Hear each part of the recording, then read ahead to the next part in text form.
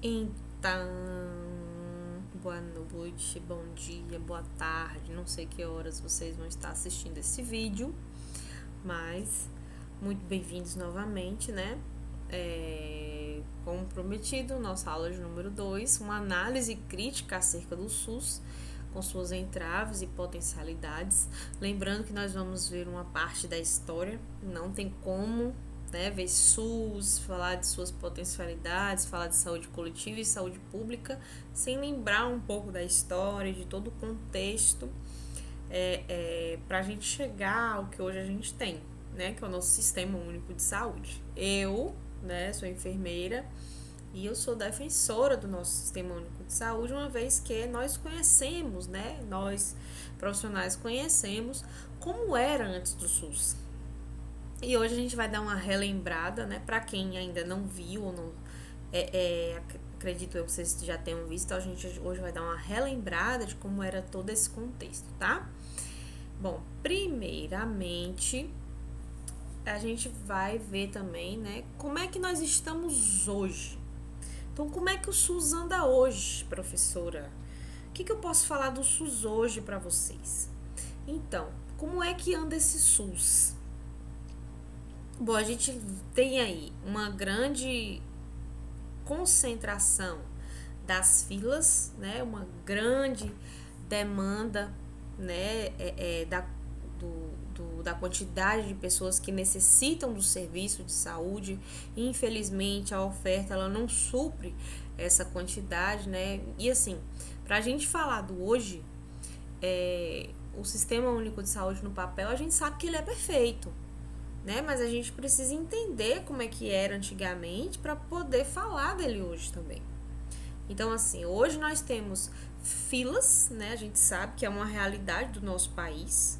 Filas devido à grande demanda e à pouca oferta dos serviços, né? Ou não é nem a quantidade da pouca oferta, porque realmente a demanda ela é exorbitante, o sistema ele não consegue é, é, fazer com que todo mundo seja atendido e que seja realmente atendido naquele momento de necessidade. A gente tem aí também a questão de falta de leitos hospitalares, e isso recai muito com relação a uma atenção primária deficiente, porque é uma coisa que a gente precisa colocar ainda na cabeça dos gestores, que é aprender a prevenir. Prevenir é mais barato.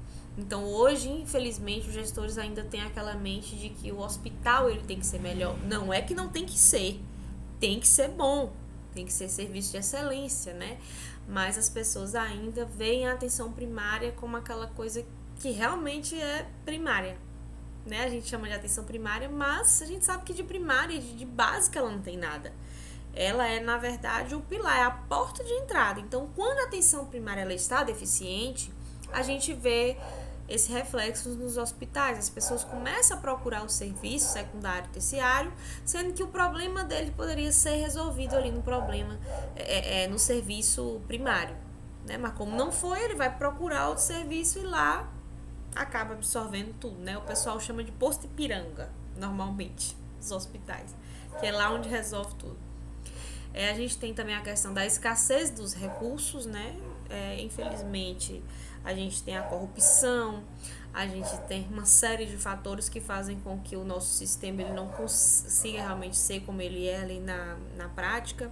A insatisfação da população e dos profissionais, né? Não só da população que vai lá e muitas vezes não acham o serviço, mas os profissionais que estão cansados, estão sobrecarregados, principalmente agora nesse período de pandemia, a saúde não parou e nem pode parar. Então, assim, todos os serviços pararam, menos a saúde. Né? Um dos serviços essenciais era a saúde. E se parasse, meu Deus do céu, a gente não pode nem imaginar. Mas, assim, profissionais sobrecarregados, lotados, com remunerações, né? Baixos valores pagos por esses serviços, não só no sistema único de saúde, né, mas também na questão da parte privada. E assim, vocês vão ver que o Sistema Único de Saúde ele possui uma tabela nacional fixa de valores. Então ele tem baixos valores pagos por serviços médicos, por procedimentos médicos. Isso também é uma coisa que dificulta muito. É o que a gente tem na nossa realidade hoje. E incidência de doenças, né? Doenças reemergentes aí também que a gente tá vendo, como é o caso do sarampo, que reemergiu, e doenças novas, né? Como é o caso do coronavírus, que tá aí. Graças a Deus hoje a gente tem uma vacina, né? Mas isso não é a solução de todos os nossos problemas. Tem a parte também de educação da população, da conscientização da população.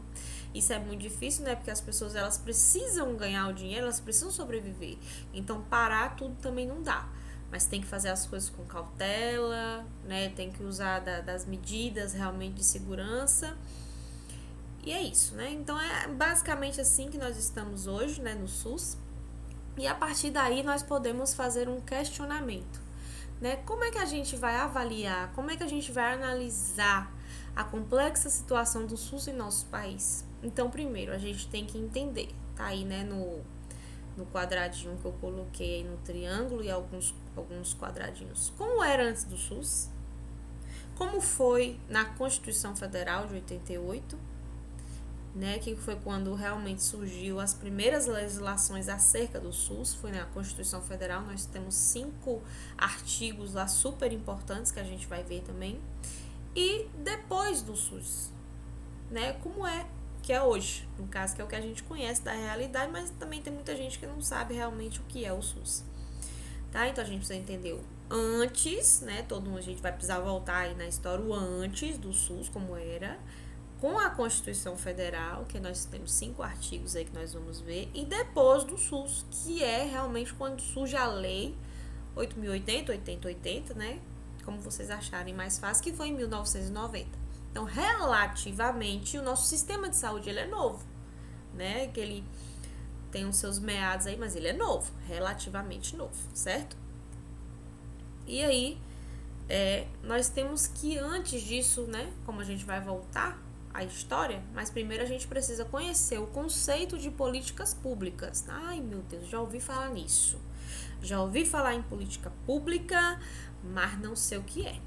Então, nós temos alguns conceitos de políticas públicas, tá? Expressão da postura do poder em face dos problemas da sociedade. Então, a partir dos problemas que eu tenho na sociedade, eu vou expressar através, né, do poder. Esse poder normalmente é o governo. O governo ele faz as políticas públicas, não é política partidária, tá, gente? É política pública, é aquilo que é voltado através de um entendimento, tá, da expressão de um povo, da expressão de uma sociedade, de um determinado local. Através disso tem todo um planejamento e é criada a política pública voltada para aquela situação. Tá? Então, além disso, organização da ação do Estado para atendimento de uma demanda específica da sociedade. Então, o Estado vai se organizar para atender uma demanda específica dos questionamentos de saúde daquela determinada população, daquela determinada sociedade. Tá? Programas de ação de governo, que devem ter seus objetivos definidos, né, através da seleção de prioridades. Né, nós temos que fazer, não é simplesmente assim, vou criar uma política pública. Não é assim. Se fosse assim, seria muito fácil, ou não, seria muito desorganizado. Com todos os critérios que temos, já é difícil, né? Mas assim, é feita a seleção de prioridades, né? A questão da equidade, né? Os princípios do SUS. Então, é feito a partir de uma seleção de prioridade. Onde é que precisa mais? O que é que precisa mais? E através disso, né, esses objetivos eles são definidos através dessa seleção de prioridades. Não que as coisas não vão ser atendidas, tudo vai ser atendido, mas isso vai depender da seleção de prioridades e os resultados esperados. Então a gente tem uma meta, né, como se fosse uma matriz de intervenção, essas políticas. Então a gente tem uma meta, né, e um resultado esperado através dessa meta. E devem ser a expressão pura e genuína do interesse geral da sociedade. Então, não existe política pública sem ser para o bem da sociedade, sem ser para por pura expressão da sociedade, o que a sociedade vem reclamando. Então, através disso, vem a política pública que precisa ser realizada em determinado local, em determinado estado, determinada região, certo? E aqui nós vamos voltar um pouco ao passado, né? Eu sei que a maioria aí não deve gostar de história, né? Eu tô fazendo a enfermagem, não tô fazendo história, mas para que a gente possa entender os conceitos, né, de saúde coletiva, a gente precisa sim ver um pouco da história e ver como ela se fundamenta, tá? Mas eu prometo que é coisa rápida, tá? De 1500 a 1889, nós temos a parte aí do descobrimento até o Império. De 1889 a 1930, a parte da República Velha. 1930 a 1964, a parte da Era Vargas. De 64 a 84, a parte do autoritarismo, né, que é a parte da ditadura militar, um sofrimento aí, tá? Acredito que a maioria dos pais de vocês aí tenham vivido essa parte. 1985 a 88, a Nova República, tá? Que alguns de vocês aí também já eram nascidos. E a partir de 1989, tudo a partir de 1989 é pós-constituinte, que é pós a nossa Constituição Federal, certo? E a partir dessas datas, dessa questão histórica aí, nós vamos ter que entender o cenário político, o perfil epidemiológico e a organização do setor de saúde de cada uma dessas épocas, né? Dessas épocas aqui, ó. De cada uma dessas épocas, nós vamos ver o cenário político, o perfil epidemiológico e a organização do setor saúde.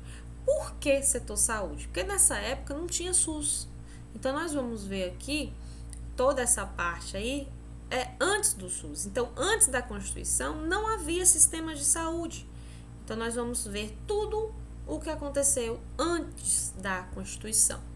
Tá? Então, a primeira fase aí, né, do descobrimento ao Império. Como é que funcionava? Então, como era o perfil epidemiológico nessa época? Nós temos aí as doenças pestilenciais. O que são doenças pestilenciais, professor? Então, como o próprio nome já diz, né? Por exemplo, a peste bubônica, que era conhecida como a peste negra. São doenças que elas se disseminavam muito rápido, principalmente por falta do saneamento básico, que naquela época não tinha, né? Então, as pessoas não tinham acesso a saneamento básico, as pessoas não tinham acesso à saúde, era tudo aglomerado. Então, as pessoas viviam muito juntas, famílias viviam 3, 4 famílias no mesmo local, né? Porque naquela época era muito difícil se conseguir. Então, o país ele foi se desenvolvendo de uma forma assim muito acelerada, principalmente porque o provimento daquela época, o cenário político e econômico daquela época era justamente retirar os recursos naturais. Nós tínhamos um país agrário extrativista, que o que predominava realmente era a questão da retirada dos recursos naturais. Então, se trabalhava muito a questão da retirada da cana-de-açúcar, né, que era o que provia aquela época. Então, as pessoas viviam em vilarejos, em situações realmente assim, em periferias, né? Então, a população era muito pobre, né? Então, o que se fez naquela época? Naquela época nós não tínhamos saneamento básico, as pessoas viviam aglomeradas, e para se fazer uma limpeza, né? Se chamou de limpeza naquela época Salvador, ela era a capital dos portos. Então, para se fazer uma limpeza, o que aconteceu? Salvador deixou de ser, né, a capital dos portos, e o Rio de Janeiro passa a ser a capital dos portos. Então, fizeram como se fosse uma limpeza. A população pobre foi enviada para a periferia, em Salvador, e a população rica ficava na parte mais nobre da capital, em Salvador, ou ia para o Rio de Janeiro, onde o Rio de Janeiro se tornou a capital dos portos, onde realmente fez todo a parte dos portos ali, marítimos e tal, e tudo que tinha de riqueza ia para o Rio. E as pessoas mais pobres ficavam aqui sem saneamento básico, vivendo em aglomerados, não que no Rio tivesse, mas as condições de vida lá, né, até por conta da situação financeira das pessoas, do cenário político, do cenário econômico atual, lá era muito melhor do que se viver em Salvador. E como é que era a organização do setor de saúde naquela época? Não se tinha saúde, gente. Então a escassez de médico era muito grande. O que se utilizava naquela época eram os famosos curandeiros, os conhecimentos eram dos índios, então eram conhecimentos dos pajés, né? Eram remédios naturais, as drogas, né, eram de alto preço, então só quem podia pagar para ter saúde, só quem podia pagar para ter um médico é que tinha um médico. Quem não tinha isso se contentava com o curandeiro. Então a expectativa de vida daquela época era baixíssima, as pessoas viviam, quem chegasse aos 30 anos, meu Deus do céu, estava feliz, rico e maravilhoso porque viveu muito.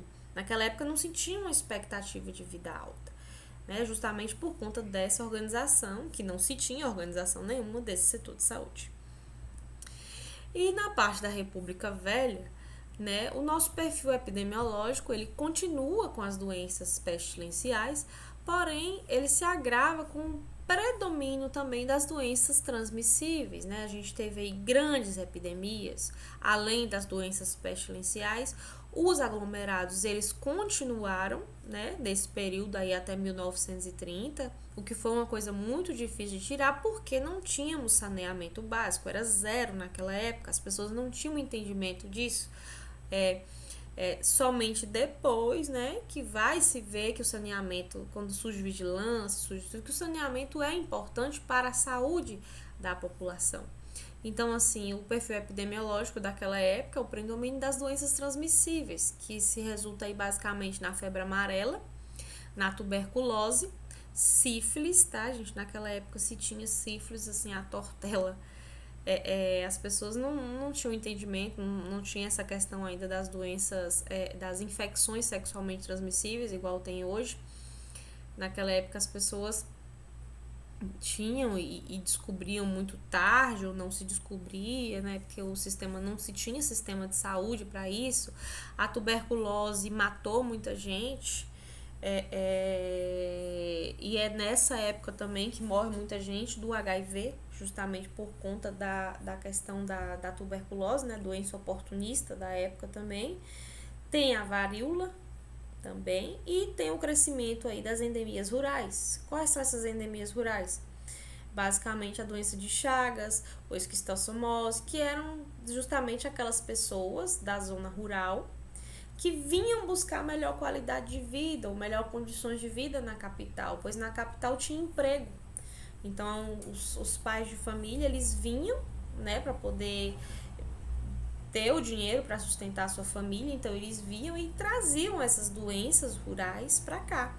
E obviamente quem vinha para cá também tinha as doenças urbanas, que eram essas, febre amarela, tuberculose, e levava também para parte da zona rural, né? Então as endemias urbanas e as endemias rurais também. E como era o cenário político e econômico daquela época? Então, basicamente o modo de produção ele tinha sua predominância do modelo agrário, tá, extrativista, era exportador, logicamente, porém se começou a ter a questão da instalação do modo de produção capitalista, que é onde surgem as primeiras indústrias e é onde também a gente tem o surgimento das primeiras greves, né? As primeiras greves que surgiram aí dos movimentos operários, o primeiro em 1917, o segundo em 1919, justamente por conta da falta de condição de trabalho. Naquela época, o que se predominava era ganhar dinheiro. Então, nós tínhamos um modelo, né, de modelo agrário extrativista, de tirar os recursos naturais, que eram basicamente essa época que a gente já tem a introdução do café também, né, não só a cana-de-açúcar, mas também o café. E também tinha a questão do ouro, né, que a partir do momento que é um modelo agrário, ele tem a parte de você usufruir dos recursos naturais, da parte vegetal, animal e mineral. Então se utilizava de tudo. Então os países desenvolvidos, eles vinham para o nosso país, retiravam todas as riquezas, é tanto que o nosso país ele ficou aí subdesenvolvido, as doenças tropicais vinham para cá, é tanto que o nosso país ficou conhecido como um país doente, país onde só tinha doenças, e país onde só vinha para retirar riquezas. Ninguém vinha para cá para formar família aqui, trazer família para cá, fazer com que a cidade crescesse. Não, simplesmente era vir para cá, montavam as grandes indústrias, mas pagava-se pouco, mão de obra barata. Então, essas condições precárias de trabalho fizeram com que os operários, em 1917, foi o primeiro movimento de greve, e em 1919, o segundo movimento de greve. E a partir daí começaram a surgir a questão das legislações trabalhistas, que é onde surgem aí a CAPES, né? Que é a Lei Eloy Chaves, que a gente vai ver aí, que é a organização das CAPES, que são as caixas de aposentadorias e pensões, é o embrião para a Previdência Social brasileira. Né? Então, essa Lei Eloy Chaves, vocês verem, a primeira greve surgiu em 17, outra em 19. Então, só em 23 os ferroviários realmente fizeram sua primeira manifestação, e foi quando os ferroviários tiveram direito às caixas e aposentadorias e pensões. Por que os ferroviários? Porque as coisas vinham, né, através do trem naquela época. Né? Em 1926 os portos, né, e os marítimos, porque também se vinha através dos portos, se vinha através do mar.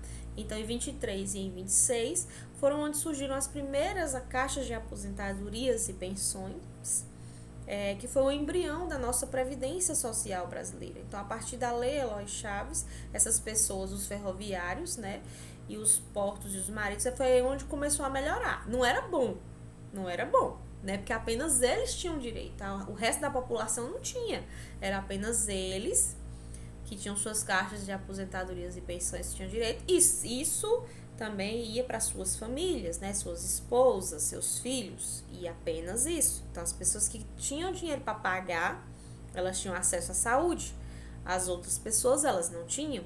Então, como é que funcionava?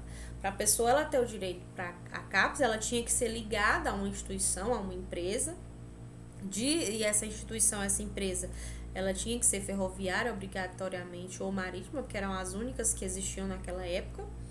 Essas pessoas pagavam para ter as suas aposentadorias e pensões ali, né? Juntava-se o dinheiro ali. E a assistência à saúde, ela tinha a parte por acidente de trabalho, tá? Por acidente, ela tinha que ser por acidente de trabalho. Os medicamentos e os serviços médicos, eles tinham preços especiais para essas pessoas que tinham essas caixas de aposentadorias e pensões, que eram da CAPES, e para, logicamente, a questão dos seus familiares. Então, compreendia a família também. E a gente teve aí também a parte do financiamento da gestão, que era do trabalhador, né, dos trabalhadores e do empregador. Então, era dividido. Então, uma porcentagem era do trabalhador, ele pagava, e a outra porcentagem era do empregador. Então, se eram 16%, 8% do empregador, 8% do trabalhador. Foi aí que começou a surgir, na realidade, o embrião para a nossa Previdência Social brasileira. E como era o cenário político e econômico da época, né? É nessa fase que tem a questão da ameaça aos interesses do modelo agrário exportador, porque vence aí a questão da intervenção do Estado. As pessoas estavam adoecendo, ninguém se preocupava, as pessoas adoeciam e trabalhavam muito e não se preocupavam, e vieram as CAPES, né, que de certa forma contribuíram para que esse cenário político e econômico despertasse, visse a necessidade dessa população.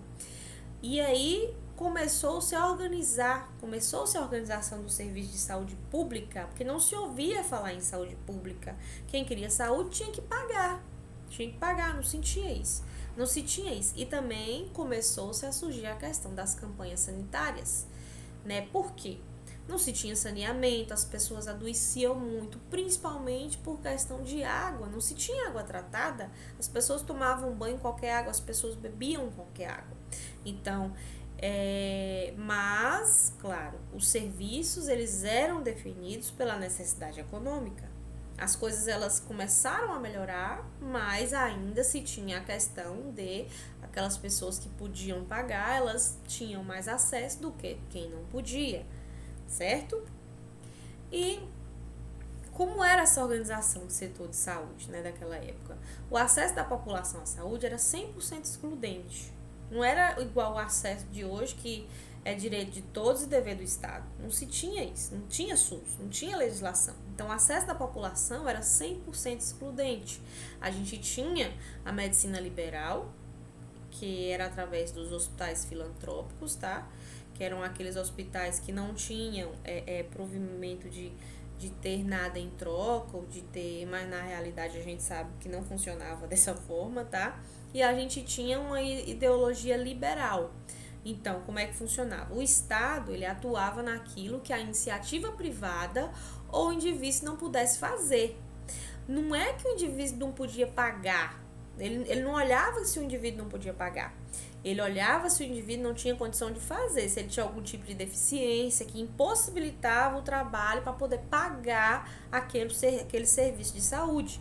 Então, a ideologia liberal era basicamente o Estado somente atuava naquilo que a iniciativa privada ou o indivíduo não pudesse fazê-lo. Não era dever do Estado prover saúde. Então, se eu adoecesse e se eu não fosse, por exemplo, não tivesse a CAPES, que era a Caixa de Aposentadoria e Pensão, eu não tinha acesso direto à saúde. Então, as pessoas morriam por falta de acesso à saúde, as pessoas não tinham direito à saúde, o Estado não tinha obrigação de prover saúde para essas pessoas. E aí nós temos alguns fatos marcantes nessa época, que é quando surge a epidemia de febre amarela, que é também quando eu acredito que vocês já tenham escutado falar nesse homem, que é o famoso Oswaldo Cruz, né?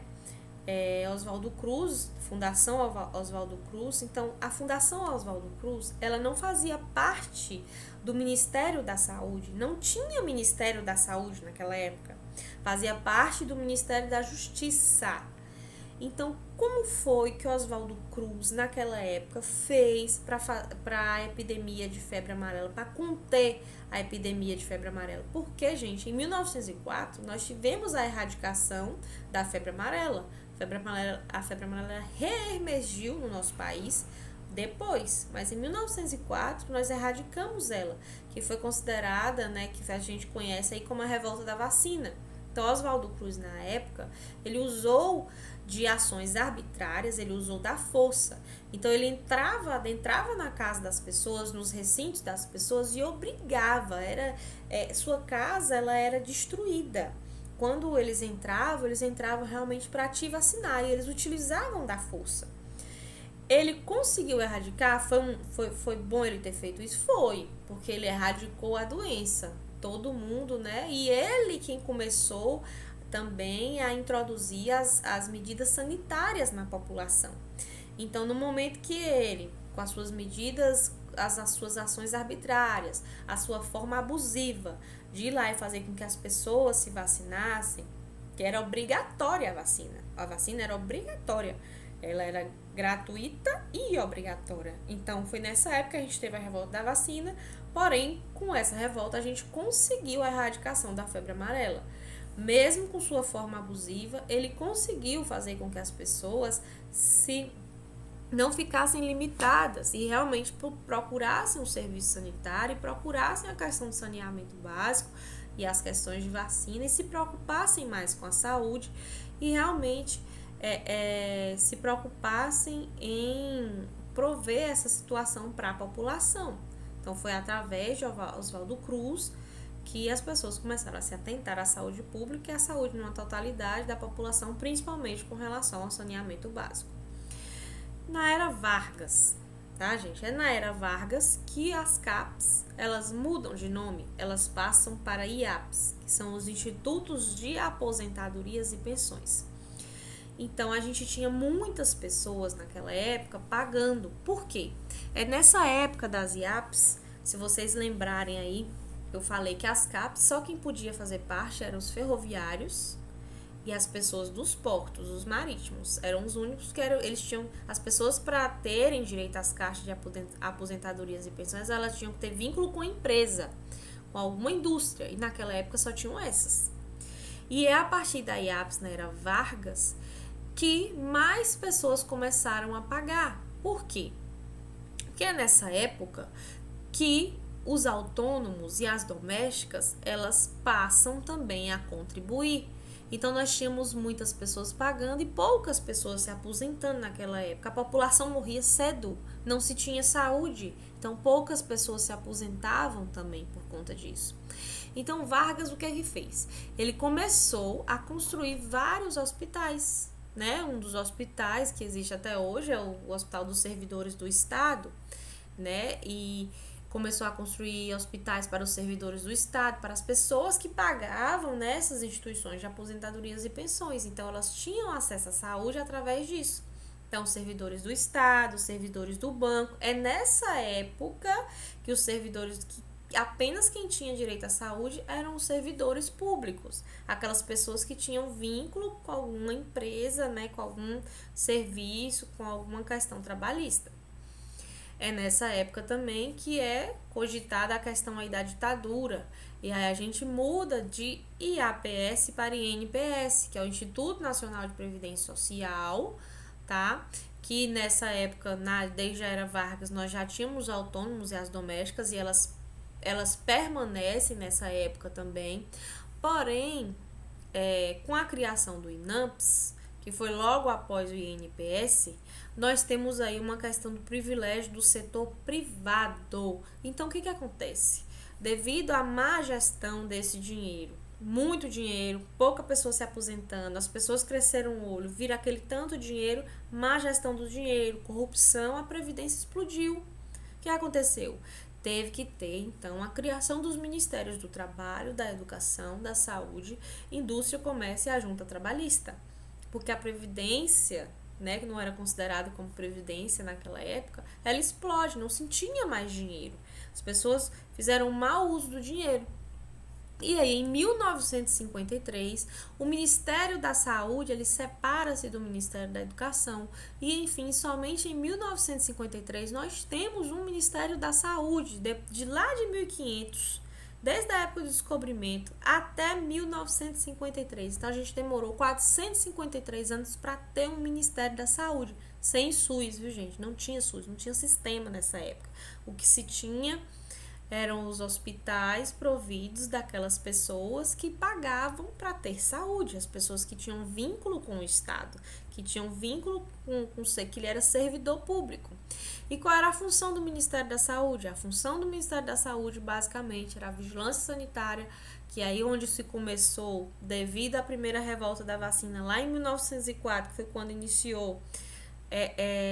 se iniciou a questão dos programas de vacinas das doenças epidêmicas. Então, a vigilância sanitária, gente, ela é SUS. Hoje ela é SUS. Se você procurar vigilância sanitária particular, você não acha. Vigilância epidemiológica particular, você não acha. Então, é tudo proveniente do SUS. E é aqui, antes mesmo do SUS ser criado, que a vigilância sanitária ela surge como uma função do Ministério da Saúde, tá? Que é quando ele se separa do Ministério da Educação. E é aí onde as pessoas, né, veem a necessidade de focar na atenção primária.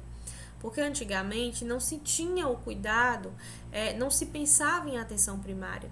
Não se pensava na parte de prevenção, era apenas uma medicina curativa, não se tinha medicina preventiva. E é aqui, no Ministério da Saúde, em 1953, com a vigilância sanitária, os programas de vacina e as doenças epidêmicas, que se foca pela primeira vez em atenção primária. Bom, em 1966 é quando nós temos aí, né, a fase do autoritarismo. A ditadura ela compreende o período de 1964 até 1985, onde nós temos aí também a unificação da IAPS, né, que é com a criação do INPS, que é o Instituto Nacional da Previdência Social, onde ele tinha por função a previdência e assistência médica, né? Então, quem não tinha vínculo empregatício poderia pagar o INPS e ter acesso à saúde. Então, é somente nessa fase, né, a partir de 1966, quando se tem a unificação das IAPs e com a criação do Instituto Nacional da Previdência Social, mesmo aquelas pessoas que não tinham vínculo empregatício, elas poderiam pagar o Instituto Nacional da Previdência Social e ter acesso à saúde. Porém, ela tinha que pagar. Se ela não pagasse, ela não tinha acesso à saúde. Tá? Então aqui a gente também ainda não tem SUS, não tem Sistema Único de Saúde, mas as coisas já estão melhorando. Né? E é aqui também, né, que o governo ele libera a verba a fundo perdido para empresas privadas construírem hospitais. O INPS, né, enviou seus segurados para estes hospitais, financiando-os e sustentando-os. Em 1974, nós tivemos aí as primeiras epidemias de poliomielite e meningite. E é nessa época também, justamente quando o INPS envia seus segurados para esses hospitais, que a doença começa a ser vista como lucro, né? A indústria da doença. Então, o que é que começou a se fazer? Novamente, se esquece da atenção primária e volta-se para a atenção secundária e terciária nas ações curativistas de altos custos, pois não estavam trabalhando com promoção e prevenção. Então, se esquece a promoção e a prevenção, pois se vê que a doença é lucro e começa-se a trabalhar apenas com a parte de ações curativistas, né, que é o modelo médico. E aí que a gente vai ver alguns modelos posteriormente no decorrer das nossas aulas. Então, apenas ações curativistas. E nós já estamos aí em 1974. Vocês lembram que o Ministério da Saúde ele foi unificado. Ele sai do Ministério da Educação e fica sozinho, né, com o objetivo de vigilância sanitária. É quando surgem, né, as vacinas, é quando surgem aí o interesse realmente do governo em fazer uma vigilância, em ter todo esse cuidado. Porém, em 74 nós temos a epidemia de pólio e meningite, logicamente trazidas por essas pessoas que vinham para cá, né, retirar tudo do nosso país. Em 1974, a gente tem um complexo previdenciário, que é o Sistema Nacional de Previdência e Assistência Social. Surge o INAMPS, né, que é o Instituto Nacional de Assistência Médica e Previdência Social, e o foco ainda é na atenção secundária e terciária. Tá? Em 1978, nós temos aí a Alma Ata, lembrando que 74, foco na segunda e na atenção secundária e terciária. Em 78, nós temos um movimento, tá, que chamou-se Alma Ata, que se focava nos cuidados primários à saúde. Então, é aqui que nós vamos ver que o modelo de saúde ele vai mudar. Tá? Em vez de ser modelo curativo, ele vai ser modelo preventivo. Então, os cuidados primários voltam, né? A atenção primária volta a ser foco em 1978 na Alma Ata. O acesso à saúde, ele precisava existir. Então, é na Alma Ata que se tem a proposta de ter saúde até o ano de 2000, em todos os países, em todos os lugares. Por quê? O que a Alma Ata queria dizer com isso? Que o país que tinha saúde e que ele conseguisse dar saúde à população até o ano 2000, sendo que o seu modelo de assistência precisava mudar, que o seu modelo não seria mais curativo, era um país desenvolvido. Então, era um país que tinha uma economia forte e um país socialmente forte. Toda a sua questão social também iria mudar por conta do acesso à saúde para a população. É com a Alma Ata que se surge essa primeira discussão. Mas é somente na 8ª Conferência de Saúde, Nacional de Saúde, né, que houve-se realmente a discussão entre os profissionais a respeito dos princípios de saúde pública. Né? A conferência, gente, vocês sabem, ela acontece de 4 em 4 anos, mas foi somente na 8ª Conferência Nacional de Saúde que se foi discutido isso para o nosso país. Então, ela é composta por gestores municipais, estaduais e nacionais, e ela tem o objetivo de estabelecer metas e pactos em prol da saúde da população, tá? Tanto no âmbito municipal, quanto no âmbito estadual, quanto no âmbito nacional. Então, a União também faz parte dessas conferências, tá? E é nesse período também que nós temos o conceito ampliado de saúde. Então, saúde não é só aquele contexto antigo de ausência de doenças, né? Então, a gente vê agora a saúde como também a questão de olhar a habitação, onde é que essa pessoa mora, ó, saneamento básico, a alimentação, renda, meio ambiente, trabalho, transporte, educação, lazer, emprego, liberdade e acesso à posse da terra e aos serviços de saúde. Então, o conceito de saúde ampliado veio na 8ª Conferência Nacional de Saúde, tá? E é aqui também onde a gente tem a reforma sanitária. É o projeto social que objetivou a ampliação dos direitos de cidadania às camadas sociais marginalizadas do processo histórico de acumulação de capital, e é onde nós temos os primeiros princípios básicos, né, porém ainda não chamados de SUS, mas sim de SUDES, que foi em 1987 com a criação do SUDES, que foi o Sistema Unificado e Descentralizado de Saúde, onde seu foco era na atenção primária, o foco na atenção básica, e ele tinha como princípios básicos a universalização da assistência, a equidade no acesso dos serviços de saúde, a integração e a regionalização dos serviços de saúde, que mais para frente vocês vão ver, né, todos esses princípios básicos aqui, vocês vão ver que alguns saíram e que outro entrou, né, mas a universalização da assistência, a equidade no acesso, ele continua. Tá? Mas essa parte de regionalização do serviço de saúde, vocês vão ver que isso vai mudar lá na frente. Em 1987, esse sistema unificado e centralizado é o nosso primeiro sistema de saúde que surge, porém ainda não é o SUS, mas já melhorou, pois nós tivemos aí uma reforma sanitária, onde realmente é a ampliação dos direitos do cidadão às camadas sociais mais baixas, as mais marginalizadas, sim, elas tiveram mais acesso, né, à saúde e tiveram sim acesso principalmente à atenção primária, que era a questão preventiva. Bom, aí dentro nós temos os princípios do SUDES, né, que é a descentralização das ações de saúde, a integralização dos cuidados assistenciais, prevenção, mais promoção, mais proteção, mais recuperação da saúde, implementação dos distritos sanitários e constituição de instância colegiada, que isso tudo vocês também vão ver mais à frente, mais profundamente, porque esses primeiros momentos vocês têm que entender mais a parte de contexto histórico mesmo, para vocês entenderem tudo que veio antes do SUS, para depois vocês verem o que realmente é a saúde pública hoje, a saúde coletiva hoje, tá? E é isso, gente, é basicamente isso antes do SUS, tá? Na nossa próxima aula vocês vão ver a criação do SUS no governo Sarney, Sistema Único de Saúde.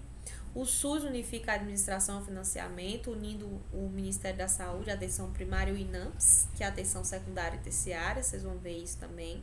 Nós vamos ver 5 artigos da Constituição que falam sobre saúde e um pouco da criação da Lei 8080-90, que é a lei orgânica do SUS. Tá? Espero que vocês tenham gostado, tenham compreendido. Vou estar à disposição de vocês, tá? Para que vocês possam tirar dúvidas. Espero que tenham gostado. Qualquer coisa, só me chamar, tá? Vou estar no AVA à disposição de vocês, tá bom? Obrigada. Até a próxima aula e boa noite.